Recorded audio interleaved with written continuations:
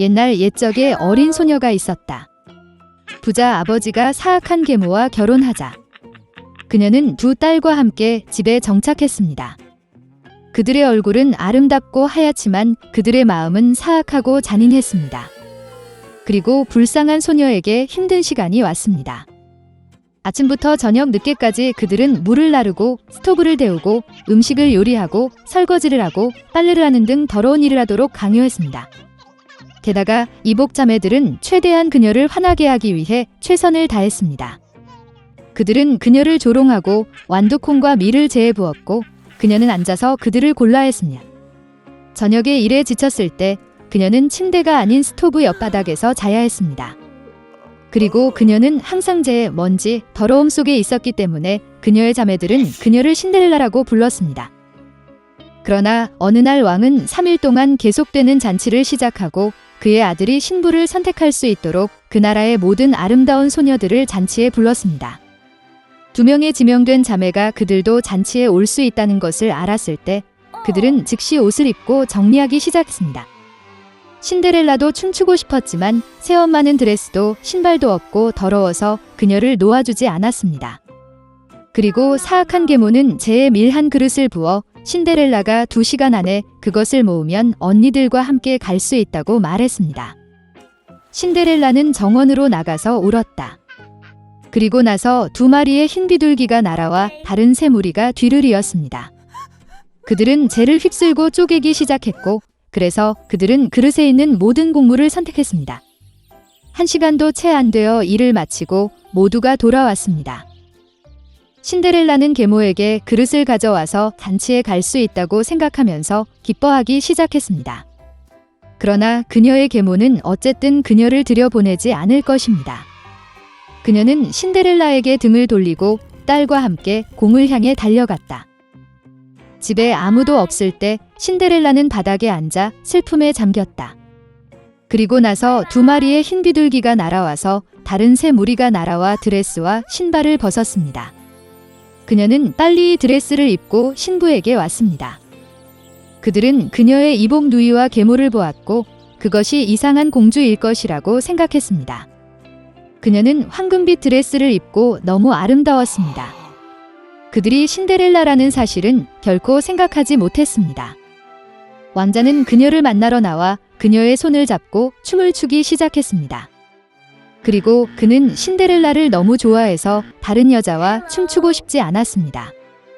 그녀는 저녁까지 춤을 추고 집으로 돌아가려고 했지만 왕자는 그녀를 배웅해달라고 요청했습니다. 그는 이것이 누구의 아름다운 소녀이고 그녀가 사는 곳을 알고 싶었습니다. 그러나 신데렐라는 그에게서 도망쳐 비둘기장 위로 올라갔습니다. 왕자는 비둘기장을 파괴하라고 명령했지만 그 안에 아무도 없었습니다. 그리고 가까운 곳에서 그는 그의 아름다운 낯선 사람을 찾을 수 없었습니다. 아무도 신데렐라가 그녀를 집으로 데려간 비둘기에 의해 구출되었다는 것을 짐작할 수 없었습니다.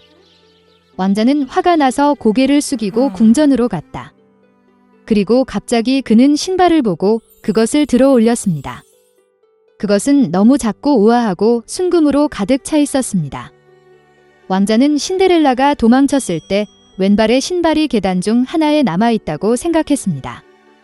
왕자는 기뻐했고 이 신발의 여주인과 신발이 어울리는 사람을 찾으라고 명령했습니다. 그는 그 신발과 결혼할 것입니다. 부모는 무도회에서 돌아왔고 신데렐라가 제 위에 셔츠를 입고 잠들어 있고 난로 옆에 희미한 불빛이 켜져 있는 것을 보았습니다. 2 자매는 내일 금색 구두를 입을 만큼 운이 좋기를 바라면서 방으로 갔다. 다음 날 왕자는 집에 와서 장래의 아내의 신발을 신어보고 싶은 사람은 모두 나와야 한다고 말했다. 2 자매가 나왔고 계모는 신데렐라를 집에 가두고 그녀를 내보내지 않았습니다. 언니는 작은 신발을 입었습니다. 여동생이 입어보았습니다. 신발이 좋습니다. 왕자는 곧 떠날 뻔했지만 신데렐라는 창밖으로 나와 그에게 달려갔다. 그리고 그녀는 신발을 신었고 그것은 그녀에게 딱 맞았습니다. 왕자는 그녀의 눈을 들여다보았고 그가 춤을 추는 아주 아름다운 소녀를 그녀에게서 알아차렸습니다. 그는 신데렐라를 데리고 그녀를 말에 태우고 그녀와 결혼식을 하기 위해 탔습니다. 그리고 그는 자매들과 계모들에게 그들의 집에 갇히고 결코 그곳에서 내보내지 말라고 명령했습니다. 이것이 그들이 악의와 속임수로 처벌받은 방법입니다. 옛날 옛적에 아름다운 12딸을 둔 왕이 있었습니다. 그들은 모두 크고 아름다운 방에서 함께 살았습니다. 왕은 공주를 아주 좋아해서 심각하게 키웠습니다. 딸들이 잠자리에 들었을 때 그는 열쇠로 문을 닫았습니다. 그러나 매일 아침 이상한 일이 일어났습니다. 공주들이 방을 나왔을 때 그들의 신발은 마치 밤새도록 춤을 추는 것처럼 너무 망가졌습니다.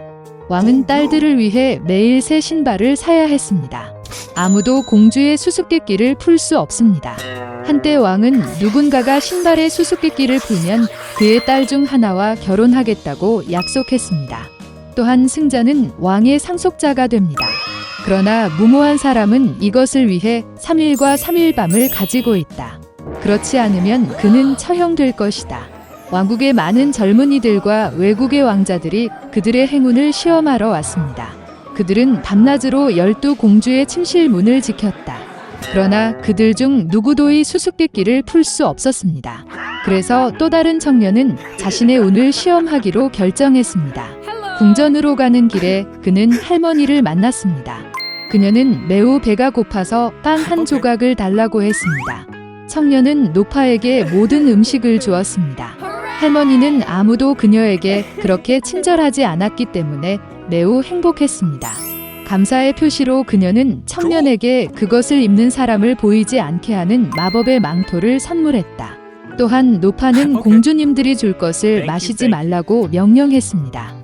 청년은 그녀에게 감사하고 성으로 갔다. 청년이 도착하자 왕은 기쁨으로 그를 맞이하고 공주의 방으로 데려갔다. 청년은 문을 지키기 시작했습니다. 저녁이 되자 언니는 그에게 와인 한 잔을 제안했습니다. 가는 길에 소녀는 매우 배가 고프고 목이 말랐습니다. 그는 할머니의 말을 잊고 망설임 없이 잔을 마셨다. 곧 그는 졸려서 잠이 들었습니다. 그 청년은 밤새도록 잤고 그가 일어났을 때는 벌써 아침이었다. 그는 공주가 유리잔에 수면제를 넣었다는 것을 깨달았습니다. 그리고 청년은 노파의 말을 기억했습니다. 저녁이 되자 막내 여동생이 그에게 와인 한 잔을 제안했습니다. 하지만 이번에는 조심스러웠습니다. 청년은 잔을 들고 공주에게 감사를 표했다. 그녀가 떠났을 때 그는 근처의 꽃병에 포도주를 부었다. 밤이 되자 청년은 마법 망토를 입고 즉시 보이지 않게 되었다. 그는 조용히 공주 방으로 들어갔고 모든 공주들이 최고의 무도 회복을 입고 있는 것을 보았습니다. 그런 다음 그들은 벽으로 가서 청년이 자고 있는지 듣기 시작했습니다. 청년은 그들과 함께 놀고 부드럽게 코를 골기 시작했습니다. 소녀들이 그가 자고 있다고 확신했을 때 언니는 침대를 옮겼습니다. 같은 장소에 비밀 입구가 열렸고 공주들이 그 안으로 내려오기 시작했습니다. 젊은이가 그들을 따라갔다. 계단이 끝났을 때 그들은 놀라운 숲에서 자신을 발견했습니다. 나무의 잎은 순금이었습니다.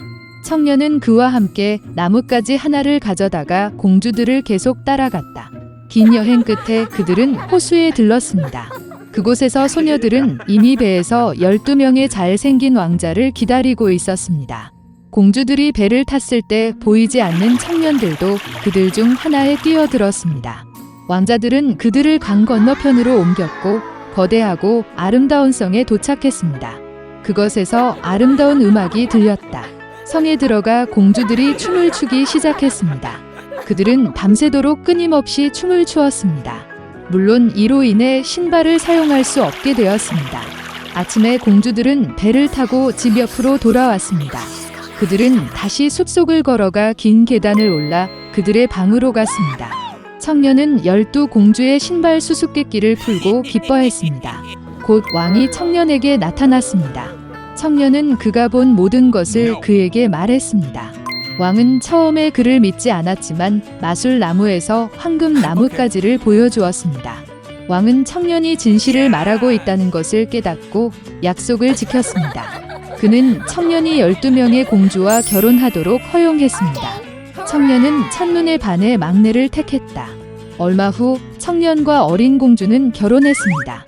그리고 그들은 그 이후로 행복하게 살았습니다.